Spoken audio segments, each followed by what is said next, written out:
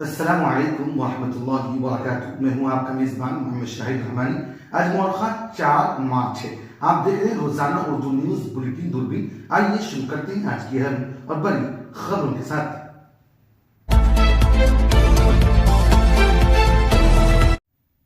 ملک بھر میں رنگوں کا تہوار ہولی روایتی جوش و خروش کے ساتھ منایا جا رہا ہے۔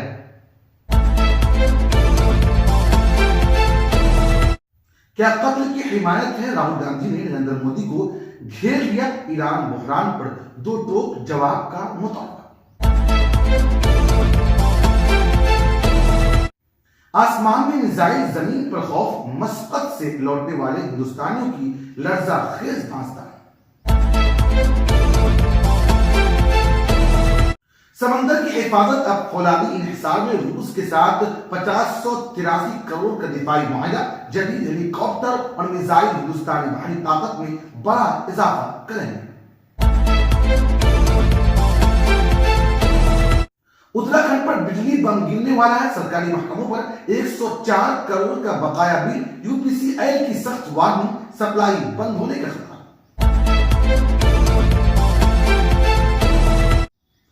زندہ رہنا ہے تو ابھی نکل آؤ۔ امریکہ کا اپنے شہریوں کو مشرق وسطی کے 14 ممالک سے فوری انخلاء کا حکم۔ خطرے کی گھنٹی بج گئی۔ ایران کی جوہری تباہی، خلیج پر سایہ موت، ریڈی ایکشن پھیلنے کا اندیشہ۔ کویت، قطر اور دیگر پڑوسی ممالک میں ہنگامی تشویش۔ یوکرین کی مشرق وسطی کو چونکا دینے والی پیشکش۔ ولادیمیر زیلنسکی کا دعویٰ، روس سے جنگ بندی کرا دو، ایران کے ڈرون حملوں سے بچانا ہم جانتے ہیں۔ امریکی فوجی اڈے شوروں میں، ایران کے حملے جاری۔ کویت اور سعودی عرب میں امریکی سفارت خانے بند، 6 فوجی ہلکا لڑاکا طیارہ تباہ۔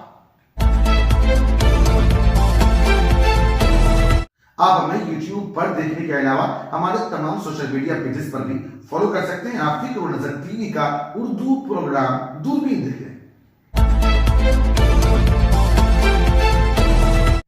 ملک بھر میں رنگوں کا تہوار ہولی آج روایتی جوش و خروش اور خوشی کے ماحول میں منایا جا رہا ہے، جبکہ بعض مقامات پر یہ تقریبات 2 سے 3 دن تک جاری رہتی ہے۔ صبح سے ہی مختلف شہروں اور قصبوں میں لوگ ایک دوسرے کو رنگ لگا کر اس تہوار کی خوشیاں بانٹ رہے ہیں۔ ہولی کو ہندوستان کے اہم تہواروں میں شمار کیا جاتا ہے اور یہ برائی پر اچھائی کی جیت اور موسم بہار کی آمد کی علامت سمجھا جاتا ہے۔ ہولی کے موقع پر گلی محلوں، بازاروں اور رہائشی علاقوں میں رنگوں کی بہار نظر آ رہی ہے۔ لوگ اپنے دوستوں، رشتہ داروں اور پڑوسیوں سے مل کر ایک دوسرے کو رنگ لگاتے ہیں اور مبارکباد پیش کرتے ہیں۔ اس موقع پر مختلف مقامات پر روایتی گیتوں اور موسیقی کے محافل بھی سجائی جاتی ہے۔ مشرق وسطی میں بڑھتی ہوئی کشیدگی کے درمیان لوک سبھا میں قائد حزب اختلاف اور کانگریس کے سینئر رہنما راہل گاندھی نے وزیر اعظم نریندر مودی سے سخت سوال کیا ہے۔ راہل گاندھی نے کہا کہ وزیر اعظم مودی واضح کرے کہ کیا کسی سربراہ مملکت یا کسی کو عالمی نظام کی تشکیل کا ذریعہ سمجھتے ہیں۔ انہوں نے اپنے بیان میں امریکہ، اسرائیل اور ایران کے درمیان بڑھتی ہوئی دشمنی پر تشویش ظاہر کی۔ ان کا کہنا تھا کہ یہ کشیدگی ایک نازک خطے کو وسیع جنگ کی طرف دھکیل رہی ہے، جہاں کروڑوں لوگ اور تقریباً 1 کروڑ ہندوستانی غیر یقینی حالات میں پھنسے ہوئے۔ راہل گاندھی نے کہا کہ سیکورٹی خدشات اپنی جگہ، لیکن کسی ملک کی خود مختاری کی خلاف ورزی بحران کو مزید گہرا کرتی ہے۔ انہوں نے ایران پر یک طرفہ حملوں اور ایران کی جوابی کارروائی دونوں کی مذمت کی ہے۔ ان کا کہنا تھا کہ تشدد کا جواب صرف مکالمہ اور تحمل سے دیا جا سکتا ہے، نہ کہ ہم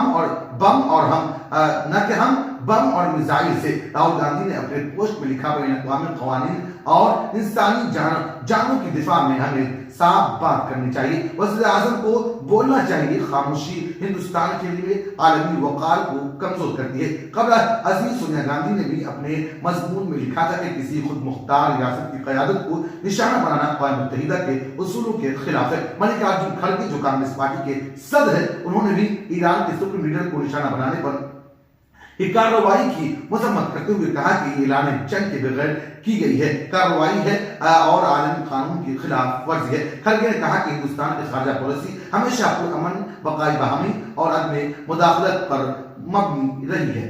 मगरबी एशिया में जंगी हालात के दरमियान ओमान के शहर मस्कत में फंसे हिंदुस्तानी शहर अब वतन वापस लौट आए। दिल्ली पहुंचते ही उन लोगों ने राहत की सांस ली और हुकूमत हिंद और सिफारत खाने का शुक्रिया अदा किया। और एक मुसाफिर अवनीश अग्रवाल ने बताया कि मिसाइलों को हवा में ही रोका जा रहा था।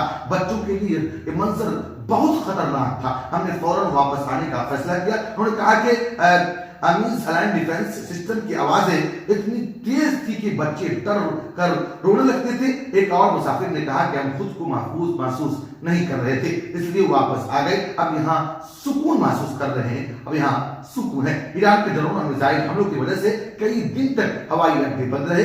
यूएई में हजारों हिंदुस्तानी फंस गए हैं। अब दुबई और अबू धाबी से परवाजें दोबारा शुरू हो चुकी है। पीर की रात कई तैयारे दिल्ली, मुंबई और बेंगलुरु पहुंचे। एयरपोर्ट हुक्काम ने मुसाफिरों को मशवरा दिया कि सफर से पहले एयरलाइन से तस्दीक जरूर कर लें।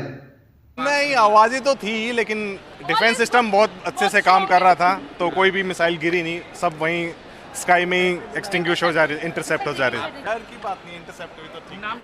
हिंदुस्तान ने अपने दिफाई शोबे को मजबूत बनाने के लिए एक अहम कदम उठाया है। वज़ारत दिफा ने मजमूई तौर पर 583 करोड़ रुपए के बड़े दिफाई मुआहदे पर दस्तखत किए। मुआहदा 6 जदीद हल्के हेलीकॉप्टर और सतही से हवा में मार गिराने वाले मिसाइलों की खरीदारी से मुताल्लिक है। इस फैसले को समुद्री सिक्योरिटी और फौजी जदीदकारी के लिहाज से बहुत अहम करार दिया जा रहा है। सरकारी दिफाई कमेटी हिंदुस्तानी एरोनॉटिक्स लिमिटेड यानी HAL को इस मुआहदे से बड़ा फायदा होगा।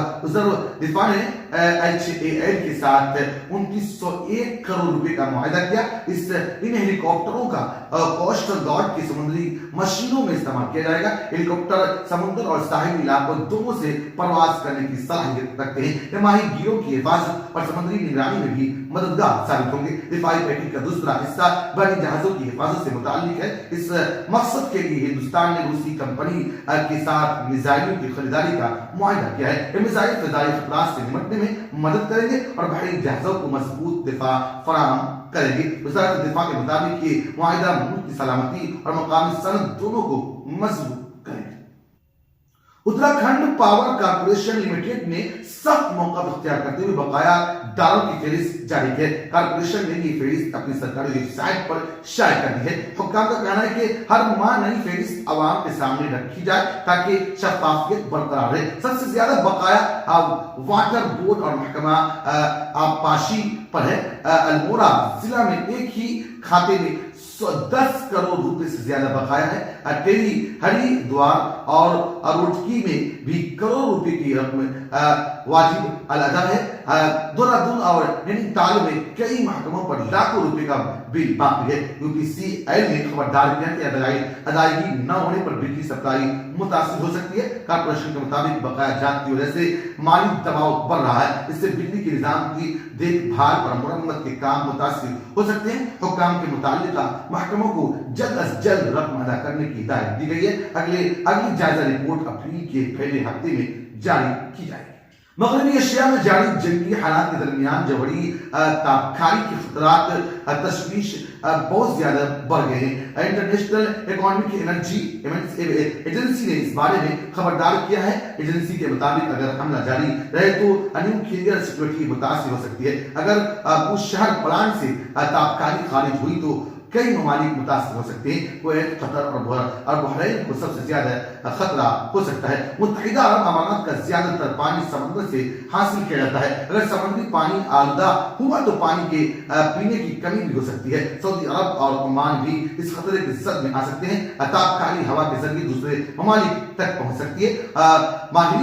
माहिरीन ने आवाम को एहतियाती तदाबीर इख्तियार करने का मशवरा दिया है। लोगों को घरों के अंदर रहने और खिड़कियां बंद रखने तक की हिदायत दी गई है। सिर्फ बोतल बंद पानी और महफूज खुराक इस्तेमाल करने का मशवरा दिया गया है। पूरे खत्ते में इमरजेंसी तैयारियों पर जोर दिया गया है।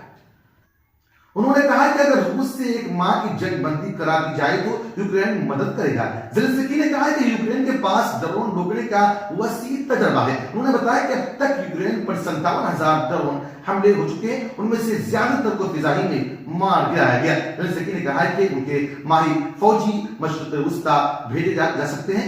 ये माहिरीन ईरानी ड्रोन से निपटने में मदद करेंगे। उन्होंने कहा है कि ईरान के हमले 2 हफ्ते या 2 माह तक चल सकते हैं। यूक्रेन मुसलसल गैर मशरूत जंगबंदी का मुतालबा कर रहा है। रूस ने इस पेशकश को अब तक कबूल नहीं किया है। मशरिक़ वस्ता की जानिब से कि ममालिक के रूस से अच्छे ताल्लुकात है। जेलेंस्की ने उन्हें ताल्लुकात को इस्तेमाल करने की अपील की है। ये पेशकश आलमी सियासत में नई बहस का मौजू बन गई है। Близький Схід має тісні економічні The Middle East has close economic ties, relations with the Russian Federation, and has influence. If they give Russia a signal to ceasefire, for example, for a certain period of time, a month, 2 months, we can then send our specialists to protect the civilian population. населення, відправити наших фахівців. Перемовини повинні бути з The peace talks should take place between the 5th and the 8th or 9th of this month.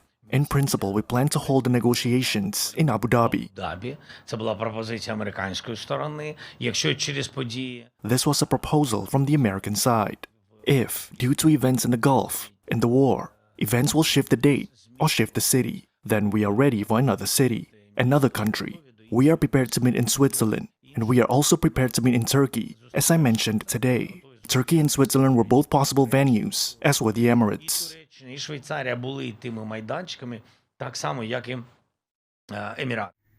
मशरिक़ वस्ता में जंगी सूरत हाल चौथे दिन में दाखिल हो चुकी है। Israel, America और Iran के दरमियान हमलों का सिलसिला तेज हो गया है। तेल अवीव, यरूशलेम और दीगर शहरों में मिसाइल हमले हुए हैं। इसराइल में अब तक कम से कम 10 अफराद हलाक हो चुके हैं। कुवैत और सऊदी अरब में अमरीकी सफारतखाने बंद कर दिए गए। अमरीका हुक्काम ने सिफारती सरगर्मियां मुअत्तल कर दी है। रियाद में अमरीकी सफारतखाने पर ड्रोन हमला भी हुआ। इस हमले में महदूद आग लगी और इमारत को नुकसान पहुंचा। अमरीकी हुक्काम के मुताबिक 6 अमरीकी फौजी हलाक हुए, 3 अमरीकी जंगी तैयारे भी तबाह हो चुके हैं। अमेरिका ने अपने शहरियों को 14 ममालिक से निकलने की हिदायत भी जारी कर दी है, जो पहले की खबर में आपको बता दी गई है। दुनिया भर में इस सूरत हाल पर शदीद तशवीश पाई जा रही है। सिफारती कोशिशें तेज करने की अपील की जा रही है ताकि जंग रोकी जा सके। गुज़श्ता पेशकश में कई अहम साहिबान ने अपना कीमती तज़किरा करके हमारी हौसला अफजाई की है। हम अपने तमाम नाज़रीन का शुक्रिया अदा करते हैं। हम आप तक पहुंचाते हैं सबसे अहम खबरें, वो भी दूरबीन की गहरी नजर से। अगले बुलेटिन तक अपने मेजबान को दीजिए इजाजत। आप मुझसे, हमारे साथियों से फेसबुक पर भी जुड़ सकते हैं। हमारा फेसबुक पेज है फिक्रो नसर टीवी। शुक्रिया।